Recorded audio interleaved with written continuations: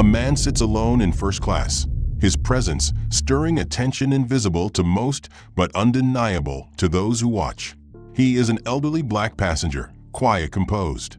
But every glance cast his way cuts sharper than words.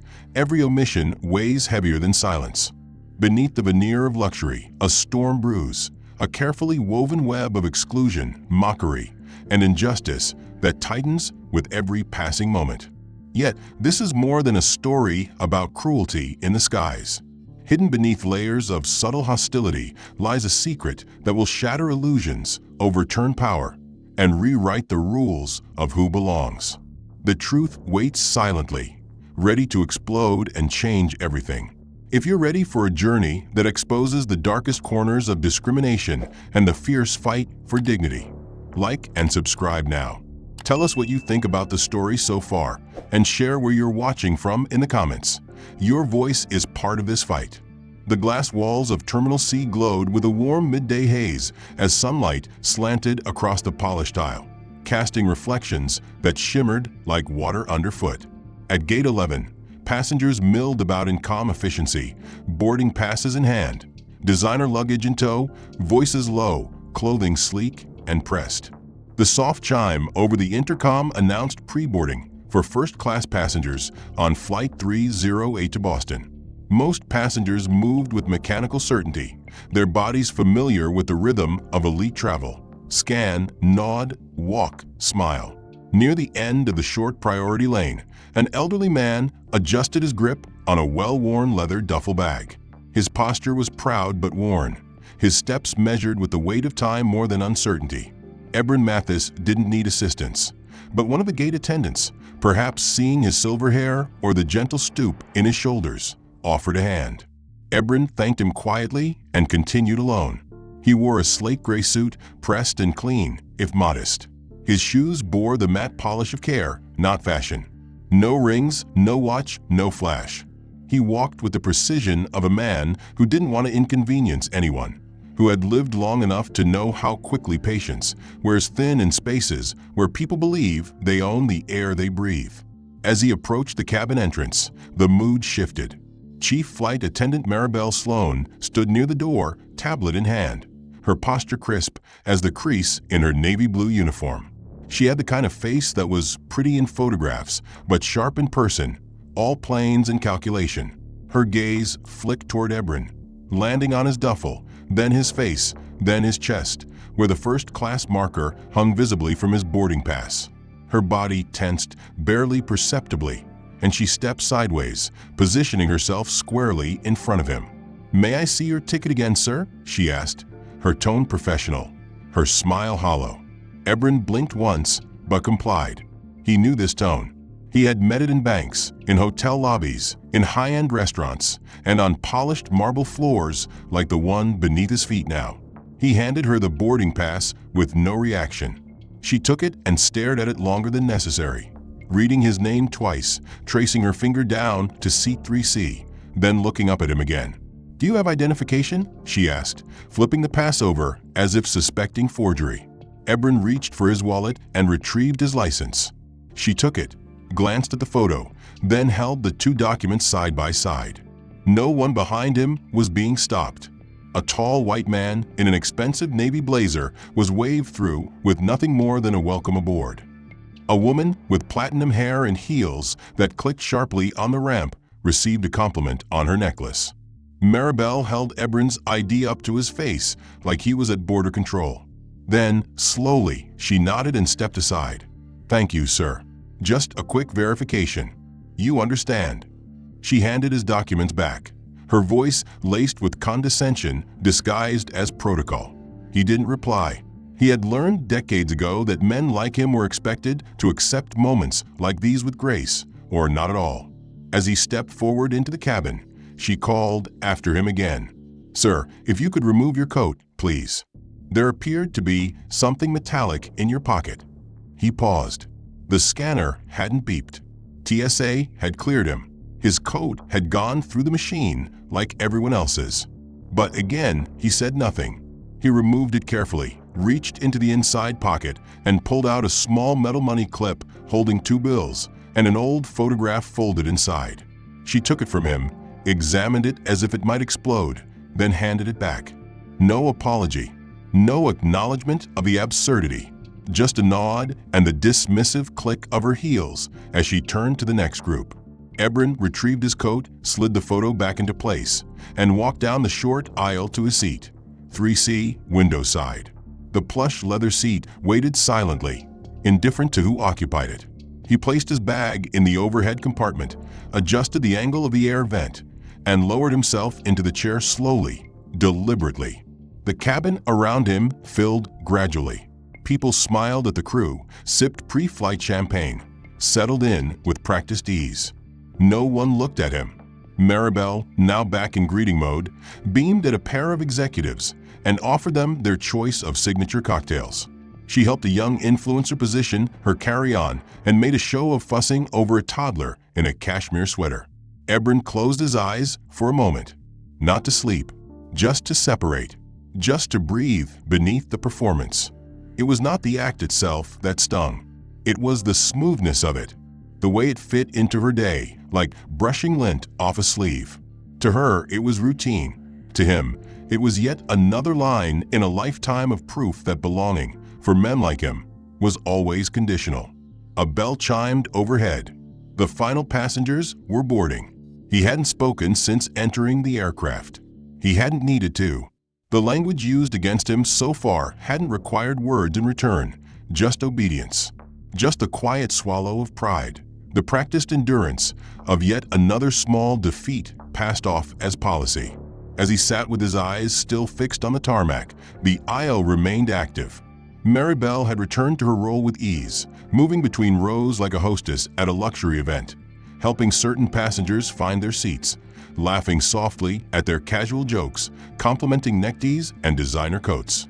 But she never once looked in Ebron's direction.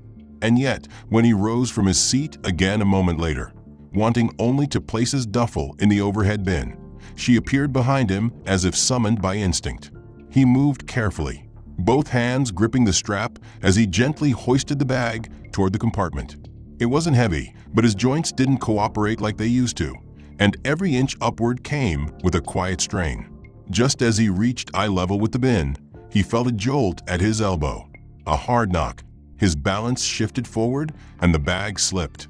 It fell, not back toward his lap, but downward, slamming into his shin with a sharp thud before hitting the cabin floor. Pain sparked across the bone just beneath his skin, and his grip instinctively tightened around the armrest. Behind him, Maribel muttered something in a bored voice. "Should have let someone help you, sir." Reflexes slow down with age. She didn't bend down to help. She didn't offer a hand. She simply stepped around him with a slight roll of her eyes and resumed adjusting the curtain divider between first class and business, as if the incident had never occurred. Ebron didn't respond. He reached down silently, retrieved the bag, and placed it, slowly this time, into the overhead bin. He didn't allow himself to wince, but the ache in his leg pulsed with every shift of weight. Once seated again, he ran his palm along the fabric of his pants where the bruise would soon bloom. Not anger, not yet, just the growing chill of humiliation, carefully administered, deliberately hidden in the folds of procedure. No one had seen it, or, if they had, no one spoke. The man seated in 3A continued scrolling through his phone. A woman across the aisle adjusted her sleep mask. The world moved on, but the sting, both physical and otherwise, lingered. A few minutes later, while pretending to check the headrest alignment on his row, Maribel reached up toward his stored duffel bag. She didn't tug hard, just enough to loosen the yellow luggage tag looped around the strap, the one issued at the gate to mark first-class priority. It came off easily, quiet as breath. She palmed it casually and kept walking, her hand dropping to her pocket. She veered down the aisle toward the rear of the cabin, made a turn at the lavatory door, and slipped inside. Moments later, a soft clink echoed from the bin inside. The tag, marked with his name and priority status, now rested in the trash, buried beneath paper towels and a single plastic wrapper. She emerged seconds later, her face neutral, her stride smooth.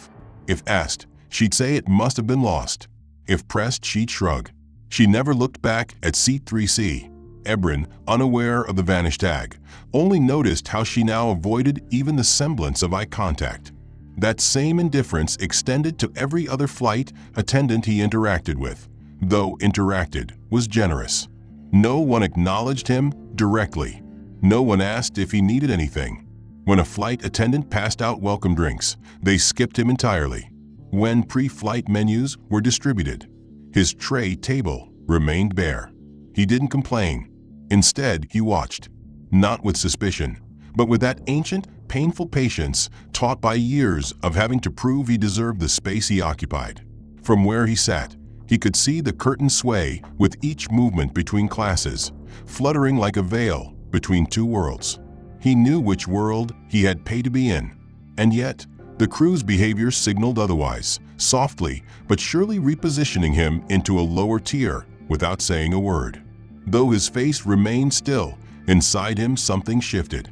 He had endured a familiar gauntlet of passive hostility, carefully camouflaged beneath professionalism. But even as the flight taxied toward the runway, the tone of exclusion had already graduated to something colder, something institutional.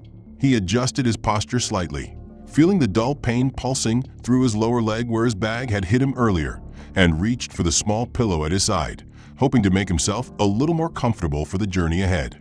As he did, he cleared his throat quietly, once, and then again, no louder than the low murmur of distant conversation, but just loud enough for Maribel, stationed at the front of the cabin, to turn her head. Her eyes locked onto him, and her expression didn't flicker. She leaned toward the junior flight attendant standing at the service galley and spoke low, but not so low that it couldn't be heard by the few passengers in nearby rows. Row 3, window seat. Persistent cough. Might want to notify the purser. Could be something. The junior attendant, a nervous girl no older than 22, glanced toward Ebrin and hesitated before nodding. Within minutes, quiet instructions passed through the crew like a message in a game of telephone. A laminated sign reading "Do not interact unless necessary" was pulled from a plastic pouch behind the galley and discreetly affixed to the seatback behind Ebrin's head. It was placed there under the pretense of health caution, a small gesture that spoke volumes. Passengers noticed. They always did. Not one of them said anything, but the sideways glances began, the subtle lean away of shoulders, the extra beat of pause from the woman seated across the aisle as she put on her surgical mask, one that had remained unused around her wrist until just now. Ebrin said nothing. He didn't even shift in his seat, but his eyes lowered slightly as he caught the shadow of the new sign in his peripheral vision. He knew what it looked like. He knew exactly what it meant. In a world where fear had become a language more fluent than compassion, the sign turned him into something other. Not a person, a possibility, a variable to be managed. The flight continued its climb, and eventually, trays began rattling as the crew prepared for the first-class meal service. The scent of warmed bread and spiced meat filtered forward, subtle but rich, and trays rolled down the aisle behind soft linen drapes. In row 2, meal selections were made with ease, wine pairings offered without prompt. In row 3, nothing came. The cart passed Ebrin without slowing, the two crew members making a pointed effort not to make eye contact. One of them glanced at the laminated sign and continued on. Maribel returned 10 minutes later with a clipboard and an expression of faint apology worn like cheap perfume. "There was an issue with meal logistics," she said, not to him, but past him. "Your selection was apparently routed to economy. These things happen." Ebrin gave no reply. She left before he could. He waited. 30 minutes passed. The hum of satisfied first-class passengers filled the space. Soft clinks of utensils on porcelain murmured thanks. Warm towels returned to baskets. His tray table remained down, waiting. Finally, one of the junior attendants returned with a tray. No tablecloth, no appetizer, just a cold main course, its sauce clotted and pale, resting inside a foil-covered plastic container. No bread, no drink, just a plastic fork and a sealed napkin packet. "Here you go, sir," the attendant said with a polite smile that didn't touch her eyes. "This one should be easier to chew." She placed it down quickly and moved on before he could respond. easier to chew. A phrase offered like concern, but delivered with the same clinical dismissal as a label on a pill bottle. Ebron looked down at the tray, then folded his hands again. He did not lift the fork. He did not remove the foil.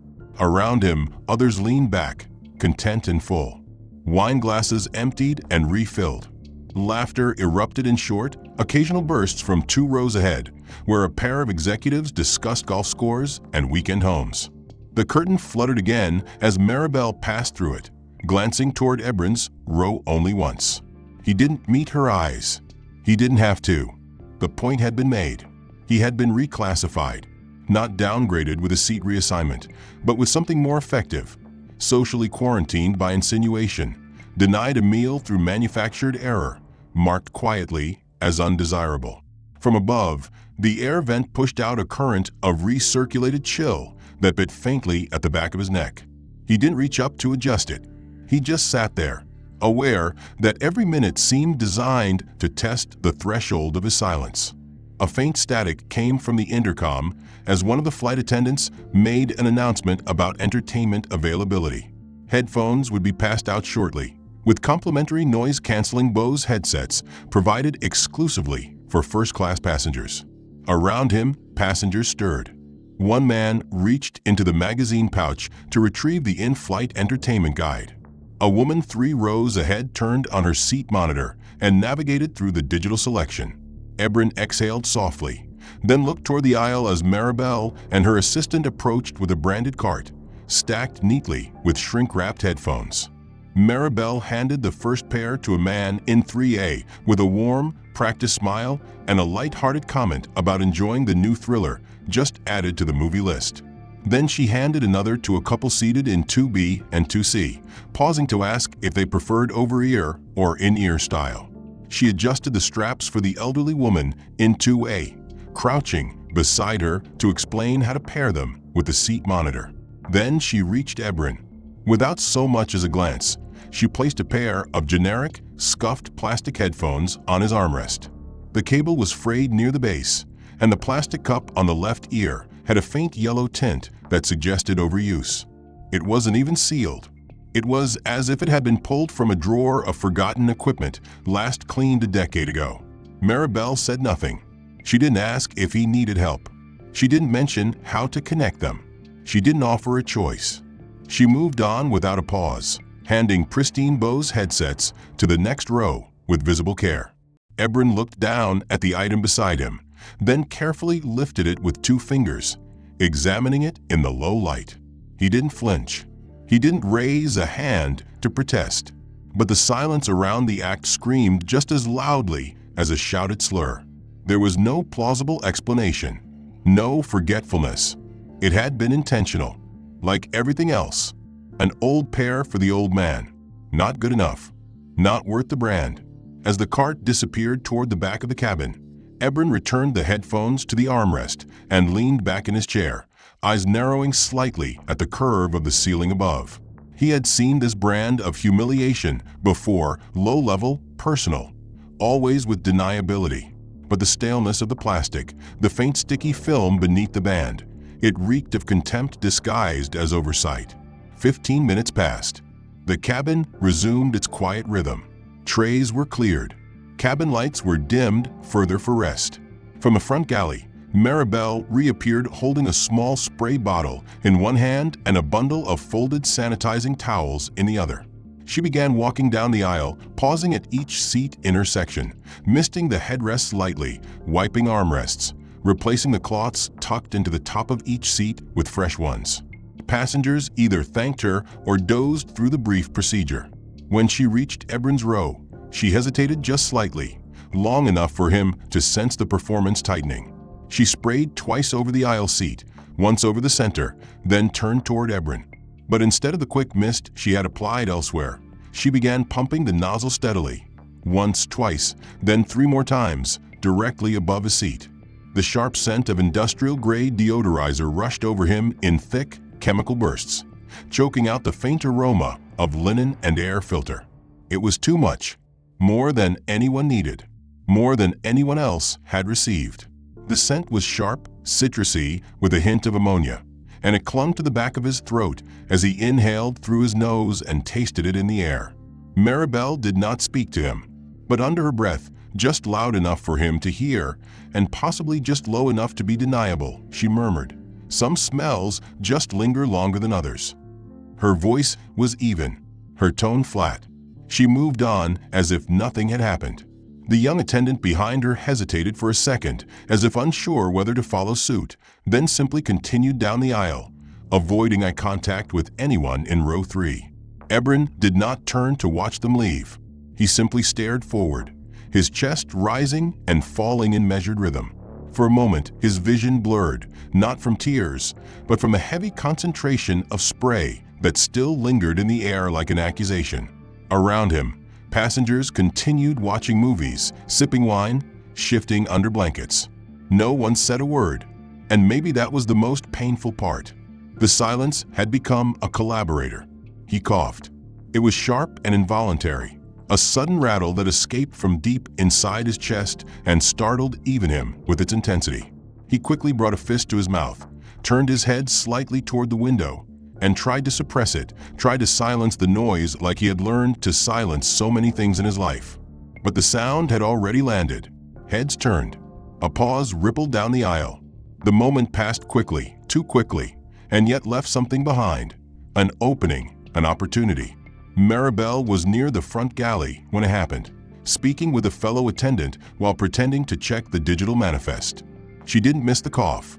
No, she turned instantly, and her eyes locked on him with a flicker of triumph hidden beneath mock concern. In that moment, she didn't need policy or reason or evidence. She had the moment she'd been engineering. She turned to a tall white man seated directly across the aisle in 3D, a passenger who had been half asleep under a thin airline blanket, and spoke with casual authority. "Sir, would you mind switching to 3B for a moment? Just a quick seat adjustment. We've got a slight imbalance up front and need to redistribute weight for better cabin balance." The passenger blinked and sat up. "Is there a problem?" he asked, confused. "Nothing to worry about," she replied, already holding his folded blanket. "Just a standard procedure. Shouldn't take more than a few minutes." He glanced toward Ebron, then toward the empty seat in 3B, and frowned. "I'd rather not," he said. "I'm fine where I am." Maribel didn't back off. Her voice didn't falter. Instead, she lifted her chin slightly and said, louder this time, "It's really not a big deal. He's harmless." The words hung in the air like smoke after a spark. He's harmless. Not sick. Not dangerous. Just harmless. A label that sounded like comfort, but landed like an accusation. Ebron felt the weight of it settle across his chest like another layer of humiliation. The word was a leash. It defined him in the context of threat. It said everything without saying anything. This man makes people uncomfortable, but it's okay, he won't bite. The man in 3D stiffened. A few passengers nearby turned to look. One young woman 2 rows back glanced over the top of her tablet with narrowed eyes. Across the aisle, a man in his early 40s with a shaved head and clear-framed glasses leaned forward slightly, his brow furrowed. He had noticed the cold tray. He had seen the headset. And now the words. "Excuse me," he said, his voice just loud enough to carry. "That's not appropriate." Maribel turned, surprised. "Sir, the way you're speaking to him." "It's not okay," he said calmly. "You've made several comments. He hasn't done anything to deserve this." A thin, forced smile pulled at the corners of her mouth. "Sir, I assure you, we're just following safety procedures. If you'd like to file a concern, you're welcome to do so through the airline." "No," he said louder now. "I'd like you to stop dehumanizing that man in front of everyone." Silence spread across the cabin. Heads turned. The confrontation had become visible, undeniable. A line had been crossed, and now it was illuminated under the cabin lights. Maribel's expression hardened. Her professional mask remained intact, but her tone dropped an octave. "Sir, I'm going to ask you to remain in your seat and refrain from raising your voice. Disruptive behavior is taken very seriously on board." "So is discrimination," he snapped back. "And I'm watching it unfold row by row." She turned away from him without another word and disappeared into the front galley. Ebron sat motionless through it all. He wanted to be grateful for the man's voice, but another part of him, an older part, knew what was coming next. When Maribel returned 10 minutes later, she was no longer alone. She walked alongside the purser, who held a discreet electronic device in one hand and a wireless communication piece in the other. They stopped at the protesting passenger's seat. "Sir," the purser said quietly, "we've contacted the ground team at our next stop.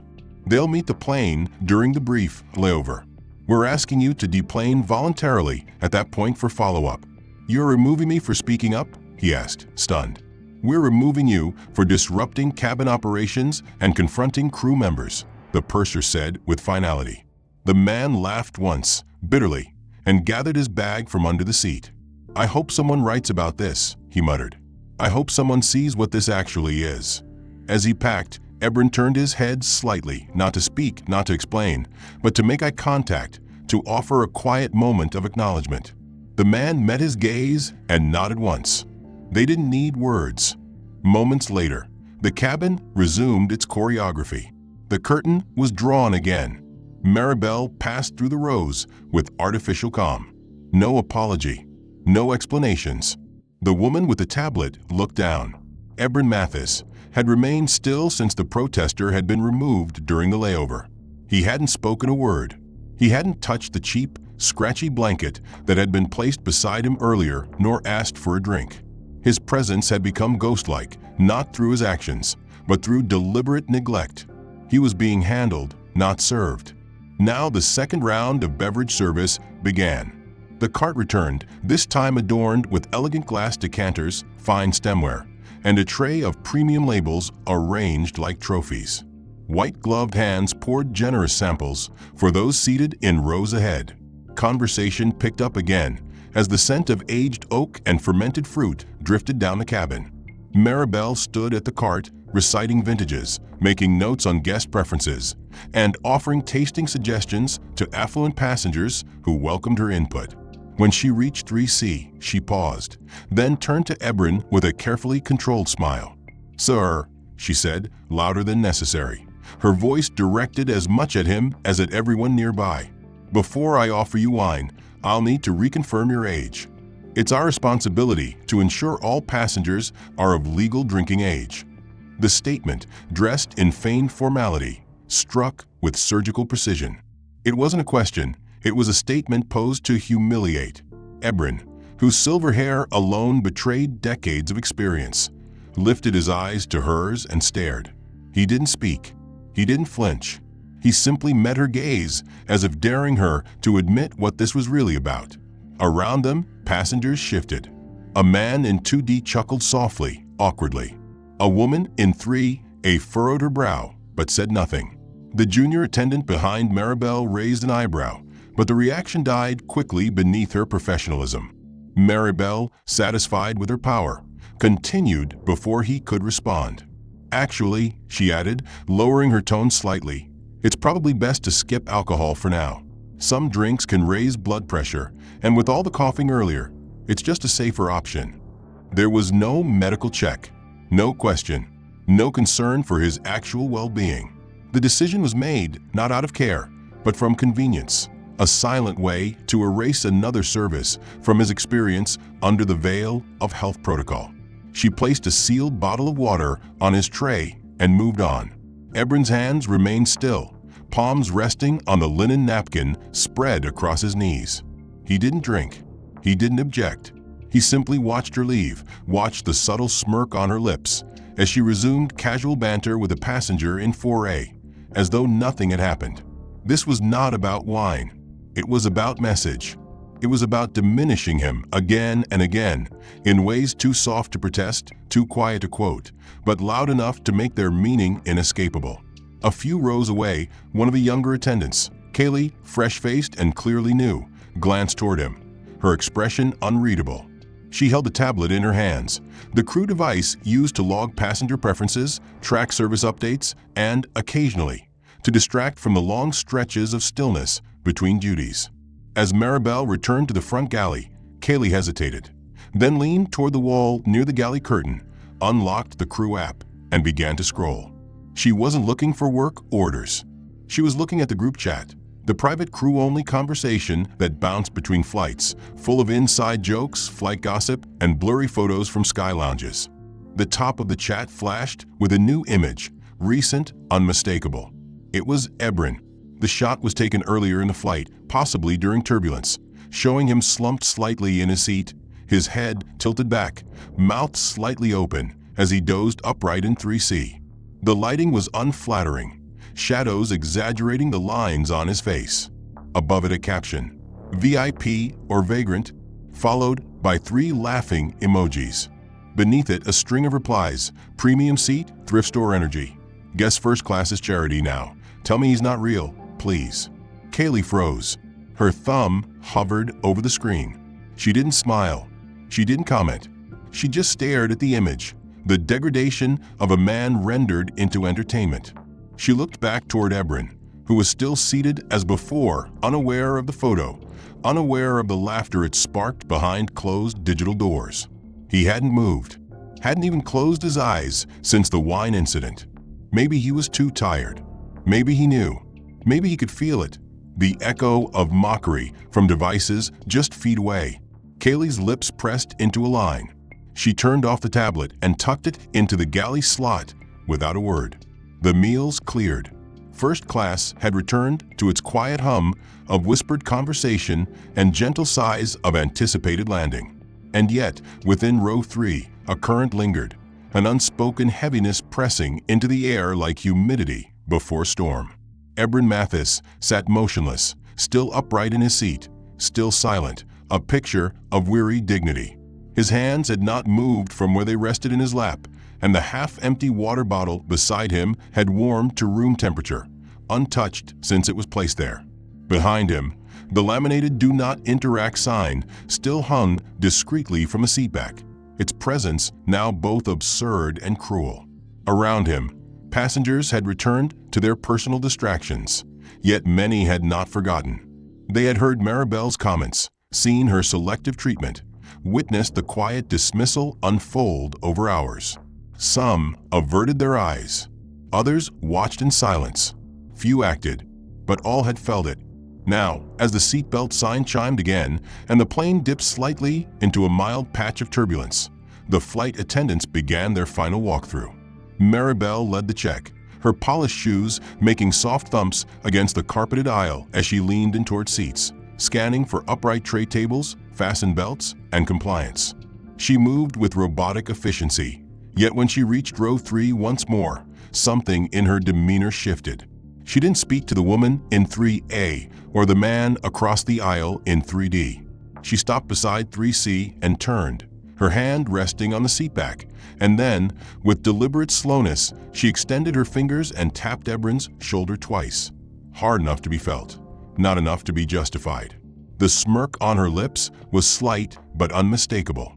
Her voice, too loud for a private comment, oozed with mocking cheer. "Still alive back here?" The words fell like acid in water, dispersing instantly, corroding the air around them. Ebron didn't flinch, but passengers around them turned. The man in 3D looked up sharply. The woman in 2B paused mid-sentence. And from 2 rows ahead, a new voice cut cleanly through the cabin. "Excuse me." Calm, clear, controlled. A woman rose from seat 1C with the kind of quiet authority that made people listen without question.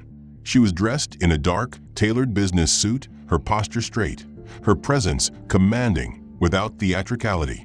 She stepped into the aisle, walked back toward row 3, and stopped just behind Maribel, her eyes fixed not on Ebron, but directly on the flight attendant's face.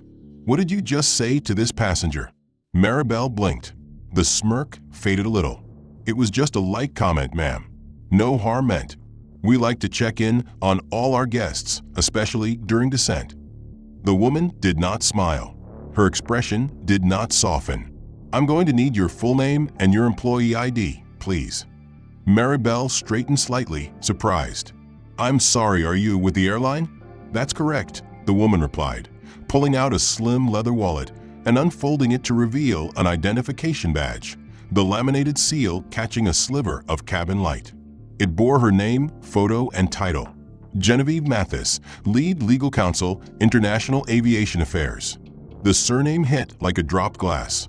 Ebron turned his head slightly, not in shock, but in acknowledgement, his expression softening for the first time in hours. The room changed. The air shifted. Maribel's face paled beneath her foundation. The silence that followed wasn't just awkward, it was accusatory. Passengers who had been dozing now sat straighter. Those who had whispered now stared openly. "If you would, Ms. Sloan," Genevieve continued, "your employee number, please. And once we land, I'll need your cabin service log and full communication record from the in-flight crew chat for this segment." Of course, ma'am. I didn't realize," Maribel stammered, her voice breaking for the first time, the iron calm cracking at the edges. "That's apparent," Genevieve said, her tone cool, her eyes unblinking. "But I did. I've been watching since takeoff." She turned slightly, her voice lowering just enough to reach Ebron. "I didn't want to intervene too early. I needed to see if it was personal or systemic." She placed a gentle hand on the headrest in front of him, her voice steady. "It's both." The words landed heavier than any insult. Behind her, another attendant had frozen mid-step. Her eyes locked on the scene, unfolding just rows away. The man in 3D shifted uncomfortably, his mouth opening, then closing, uncertain whether to apologize, to speak, to disappear. Genevieve turned back to Maribel. "Let me be very clear," she said. "There will be a full internal investigation starting the moment we land. I'll be overseeing it personally. If your crew logs or chat records contain even half of what I suspect, it won't just be a training conversation." Maribel said nothing. She couldn't. The illusion of superiority had shattered. Her position, her authority, her mask, gone, stripped away by a single name, a single title, and the realization that the man she'd spent hours diminishing was not only respected, but directly connected to the power she believed herself untouchable from. The man in 3C, silent and subjected to hours of casual degradation, was not who most thought he was. And the woman who now stood in the aisle, calm and composed with the bearing of someone far more accustomed to issuing orders and following them, had just peeled back the veil covering the flight crew's carefully maintained illusion of professionalism. Now, as the plane rolled toward the arrival gate, the cabin remained quieter than at any other point in the flight. Maribel stood motionless at the galley, her hands folded, her posture stiff, no longer performing hospitality, but retreating into survival mode. She no longer glanced toward passengers. The junior attendant beside her avoided eye contact altogether, clinging to a clipboard with whitened knuckles. The seat bell chime sounded once more, the final notification for arrival procedures. Passengers stirred to retrieve belongings, some moving slowly as if hesitant to return to reality, others glancing backward with subtle curiosity, unable to fully process what they had witnessed. Ebron Mathis remained seated, his expression unreadable. He made no move to rise, not from fatigue, not from pride, but from the quiet power of restraint. His hands rested on the armrests, his posture dignified.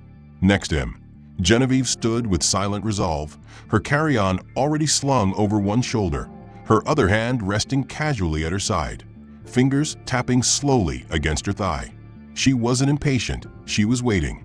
The jet bridge docked with a soft bump, and then the cabin doors opened with a hiss that released more than just air pressure. It released expectation. But before the first passenger could exit, a uniformed ground officer stepped into the entryway from the jet bridge, a clipboard in hand, his eyes scanning the front of the cabin before landing on Ebron. He didn't hesitate. He walked briskly down the aisle, a tall man with clear purpose, pausing just beside seat 3C.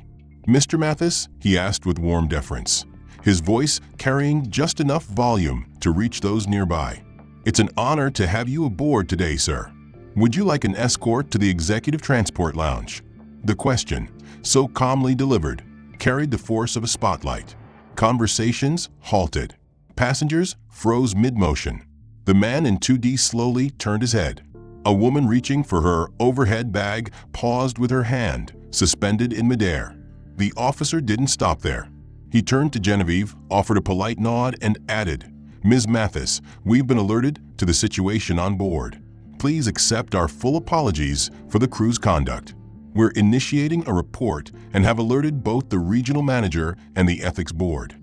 Maribel, still standing at the front, visibly flinched. Her eyes darted toward the intercom phone, toward the emergency procedures card, toward anywhere but the Mathises. The officer then looked back to Ebron, who finally stood. He moved with grace, not haste, the ache in his leg from earlier concealed beneath deliberate control. He turned to the officer, nodded once, and said only, "I'll walk with my daughter." The simplicity of the reply did more than any speech could have. It reasserted his presence, not as a passenger, not as a target, but as a man whose dignity had remained intact despite every attempt to strip it away. Behind him, passengers watched not with pity, but with awe. The slow realization dawned like morning light in their eyes. The quiet man, the one skipped, ignored, ridiculed for hours, was someone the airline's upper echelon responded to by name and title. And the woman who had risen to his defense wasn't just a concerned daughter. She was the force behind the corporate shield, the one who drafted the very legal framework that governed their flights. Genevieve nodded politely at the officer, and they began to move toward the front, Ebron walking slowly, deliberately. As they neared the galley, a voice cut through the intercom. "Maribel Sloan, report to the terminal supervisor upon deplaning." "Repeat, Maribel Sloan, report immediately to the terminal supervisor." The voice was professional, but firm. Its repetition left no room for doubt. Maribel froze in place. Her mask, the one she'd worn so perfectly during the flight, began to crack. Passengers watched her now, not with admiration, not with amusement, with scrutiny, with the kind of attention given to those who have finally been unmasked. The man in 3D avoided her gaze entirely, choosing instead to look down. A woman from 2B whispered something into her husband's ear, then shook her head slowly. The air had changed. No longer did Maribel move with control. Now she stood exposed, one name echoing through the cabin, the other name, Mathis, reverberating like justice that had finally spoken. As Ebron and Genevieve stepped past her, Maribel opened her mouth, perhaps to offer an apology or to justify, but no words came. Genevieve didn't stop. Ebron didn't look back. The silence they left her in was more powerful than confrontation. They stepped into the jet bridge, greeted by 2 additional staff members holding clipboards and radios, each one murmuring respectful acknowledgments. The doors behind them hissed closed again, and inside the aircraft, the murmurs began. Quiet at first, like leaves rustling before a storm, then growing, low conversations, speculation, disbelief. Someone asked what his name was again. Someone else whispered that the woman was legal counsel, maybe even a top executive. Another passenger said, "I thought she looked familiar." Through the glass, a sleek executive vehicle waited below, flanked by 2 airport staff and 1 uniformed operations officer. Standing beside it were Ebron and Genevieve Mathis, the father and daughter whose quiet presence had cracked the polished illusion of first-class perfection wide open. The image they projected was quiet power, Ebron still composed, still silent, his chin high and eyes steady, while Genevieve stood by his side with a kind of upright confidence that made even airport security lower their radios and glance with subdued respect. The passengers watching didn't need to be told who they were anymore. They had seen enough. They had heard the voice. They had witnessed the reversal. Behind them, further into the terminal, a different scene unfolded. Maribel Sloan had been led down a restricted corridor, flanked by a female supervisor and a security staff member who walked half a step behind her, not to detain her, but to ensure she didn't disappear. Her expression was no longer unreadable. It had shifted into something caught between disbelief and panic. The practiced smile erased, replaced by a clench in her jaw and a quickness to her step that betrayed her otherwise perfect posture. They didn't allow her into the crew lounge. They didn't invite her to debrief.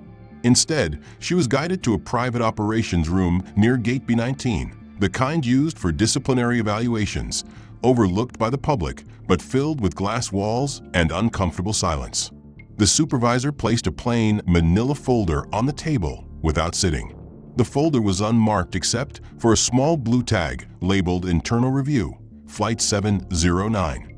Maribel remained standing. Her badge hung from a lanyard at her neck, the plastic now visibly trembling as she clasped her hands together. "Maribel Sloan," the supervisor said, her voice clipped and professional. "Your crew chat transcripts were requested 20 minutes ago. These are printed excerpts." She opened the folder and began to read. "VIP or vagrant? That was your caption. Shared approximately 3 hours into the flight, accompanied by a photo taken without consent, depicting a sleeping passenger." Maribel opened her mouth, but no words came. The supervisor continued. "Guess first class is charity now. That was your second message." It received 3 laugh emoji reactions and 1 reply from crew member ID 7244 stating, "Tell me he's not real." The words, clinical in tone but devastating in implication, filled the room like the echo of a dropped gavel. Additionally, the supervisor said, flipping to the next page, "We received a report of discriminatory behavior, including denial of standard amenities, medical insinuation without cause, verbal remarks deemed unprofessional and mocking, and deviation from standard seating and meal protocols." Maribel's voice finally returned in a whisper. "I didn't mean harm. It got out of hand." The supervisor didn't blink. "Intent is irrelevant. This isn't your first HR warning, Sloan." She reached forward, unclipped the plastic badge from Maribel's lanyard, and scanned it against the wall terminal. The scanner flashed red, beeped twice, then displayed revoked. "You are being suspended pending formal investigation. Further disciplinary action, including possible termination, will follow pending internal review and legal proceedings." Maribel didn't argue. She didn't have the strength to. Her hands shook as she lowered them, no longer clasped but simply hanging at her sides, limp. Meanwhile, back at Gate B12, passengers stood near the window as Ebrin and Genevieve stepped toward the vehicle. A murmur spread through the crowd, faint but building. It wasn't coordinated. It wasn't planned, but it rose like instinct. Someone clapped. 1, 2, then another joined. Then another. The applause began as a ripple, then surged into a wave of acknowledgement, not of fame, not of performance, but of quiet dignity finally defended. Ebrin paused mid-step and turned slightly toward the glass. He didn't smile, but his nod was deep, and his eyes met those of the passengers behind the window. There was no bitterness in his gaze, only a deep, aged knowing, like someone who had watched many chapters of the same story unfold and had finally witnessed one reach its justice. Genevieve turned too, her expression softer now, and raised one hand in a quiet gesture, not a wave, but a signal that said, "We hear you. Thank you." A reporter nearby adjusted her mic and nodded to her cameraman. They had rushed to the terminal after hearing murmurs about a legal blow-up involving an airline executive. Now, with lenses zoomed in and boom mics extending, the narrative began to take shape. Not a disruption, not a scandal, but a reckoning. Someone from the crowd whispered, "That's the lawyer for the airline, right? The one who writes the policies." Another replied, "That's her father." The sun rose over the airport the morning after Flight 709 landed, casting long pale rays through the vast glass walls of the terminal. Outside, the sky was a soft wash of pink and orange, the kind of dawn that promised new beginnings even in the most stubborn places. Inside, the terminal buzzed with the usual bustle of early travelers, but underneath the familiar sounds, rolling suitcases, flight announcements, hurried footsteps, there was a quieter, deeper current flowing. News of the incident on board Flight 709 had spread like wildfire overnight, transforming from a whispered scandal to a headline story embraced by media outlets and social platforms alike. Stories about the flight attendant's mistreatment of an elderly black man, the brave intervention by the airline's legal counsel, and the immediate repercussions had captured the nation's attention. Passengers from the flight were interviewed, experts weighed in, and discussions erupted about the hidden but pervasive prejudices within industries long considered untouchable. Meanwhile, Maribel Sloan walked away from the jet bridge, unescorted but unmistakably diminished. Her steps were steady, but there was no pride in her gait. She carried only a small bag slung over one shoulder and the weight of what had transpired clinging to her like a second skin.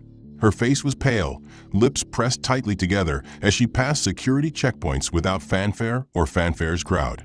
The badge that once opened doors and commanded compliance had been stripped from her neck, and the knowledge that the entire airline, and now the public, was watching her fall from grace settled heavily on her. She didn't speak to anyone. She didn't seek sympathy or excuses. Her silence was a tacit acknowledgement that the game had changed, and she had lost. Inside the executive terminal, Ebron Mathis sat quietly in a leather chair, his posture straight, his hands resting lightly on his knees. The aches in his body from hours of sitting and the earlier mishandling of his luggage were still present, but they paled against the fullness of a moment. He had endured humiliation, erasure, and subtle cruelty, all masked as protocol and safety. Yet here he was, unbowed, unbroken. Across from him, Genevieve leaned forward in her chair, her eyes reflecting the weight of responsibility she bore not just as legal counsel for the airline, but as a daughter who had watched her father suffer injustice firsthand. Together, they were a reminder that the human cost of complacency and prejudice could not be ignored, and that courage often began with bearing witness.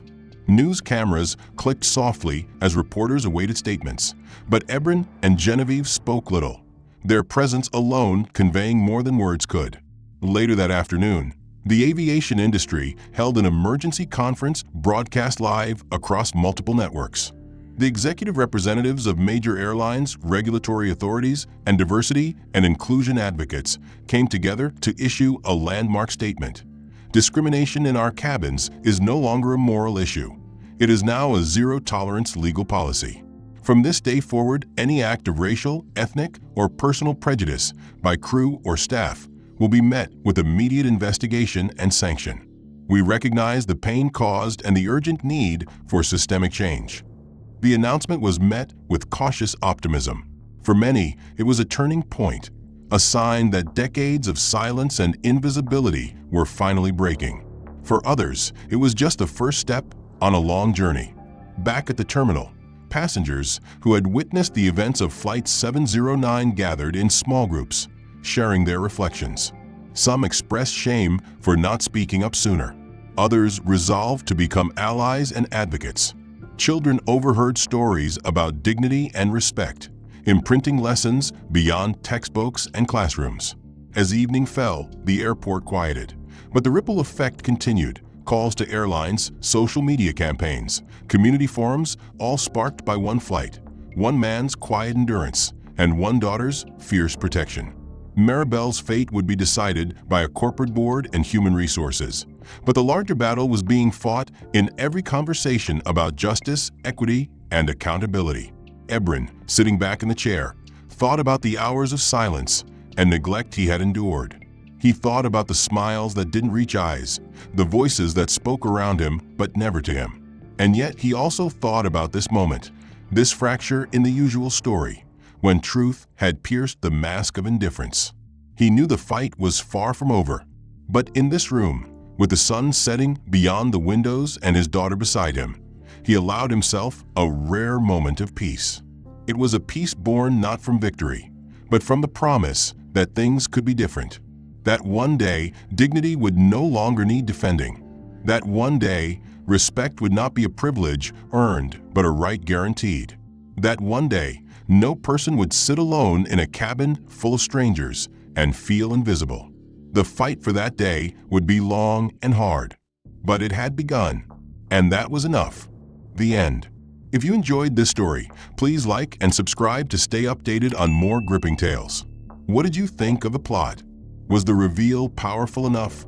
Let us know in the comments below and tell us where you're watching from. Your thoughts mean a lot and help shape future stories.